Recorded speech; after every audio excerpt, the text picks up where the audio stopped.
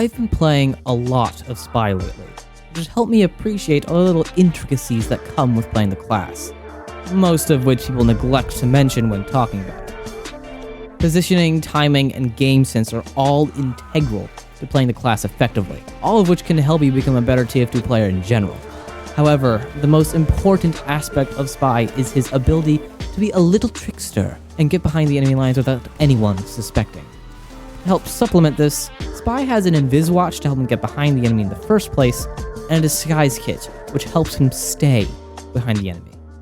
While the benefits of the Invis Watch are immediately apparent, the Disguise Kit is much more challenging to use effectively, especially because it wholly relies on outsmarting other players, which is a feat in and of itself. But curiously enough, it's this exact downside that makes the Disguise Kit so engaging and even more satisfying to pull off.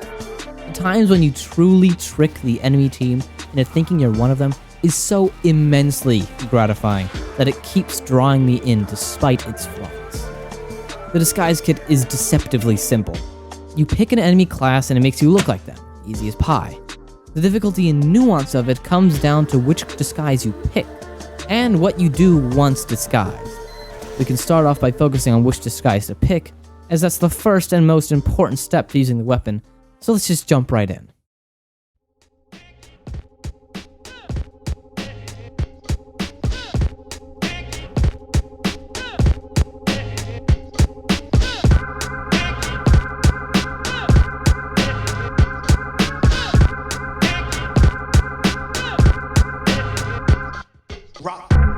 Demo is broken.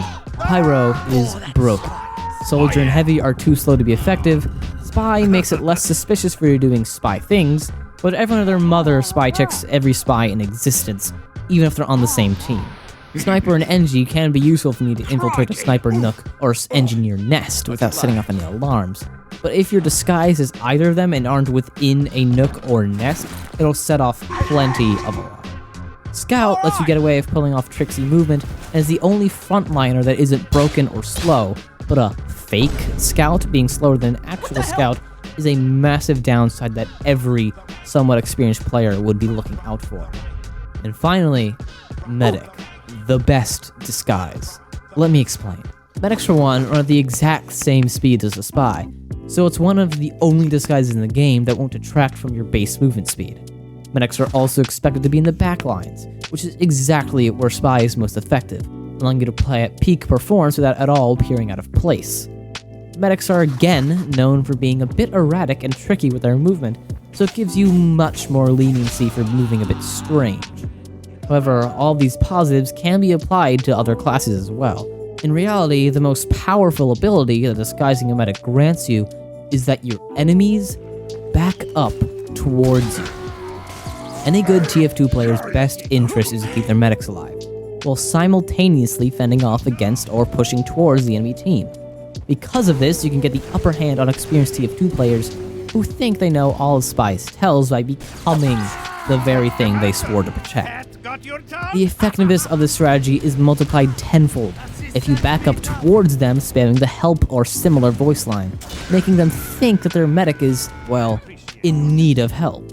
Any good TF2 player would instinctively move in front of their medic to protect them, putting them in the prime position for a backstab. Of course, I'm not saying that this mode of play is foolproof, it isn't. In reality, it only works for any one given player, or any one given team if they're coordinated. It's also only really effective on front and midliners like heavies, soldiers, demomen, and pyros and medics. All the other classes are usually too far back or too erratic to reliably backstab. In fact, the most effective way to use the strategy I outlined is to use the medic disguise as little as possible, and use other disguises in the meantime to save up this trump card for emergencies. The most effective way to disguise as Spy is to think about the bigger picture, and figure out which class is most likely to be seen in whatever area you're currently in, and then fully embody whatever class you disguise as. Only then will you unlock the ancient technique, passed down for generations, of changing your disguise to hold the minigun instead of the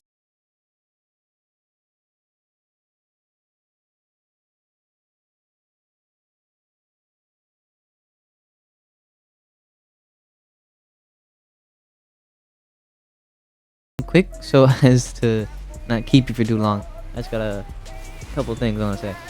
First of all, this video took a long time because I needed to learn a whole bunch of new skills to even attempt to do it. But the next video, it's not gonna be that long. It's not gonna be 8 months again. I promise. And also got some people to thank. I gotta thank his animations and her work for their Blender assistance, which a lot of the things in this video were in Blender. And I also have to thank That Cheesy Duck and Gyoza Planet for helping me gather some clips, which I wouldn't have been able to otherwise. So without their help, this video probably wouldn't even be here. I'm just gonna keep it at that. Keep it nice and quick and easy. And I'll see y'all in the next one. Thank you for being patient. And I like to subscribe. Bye bye.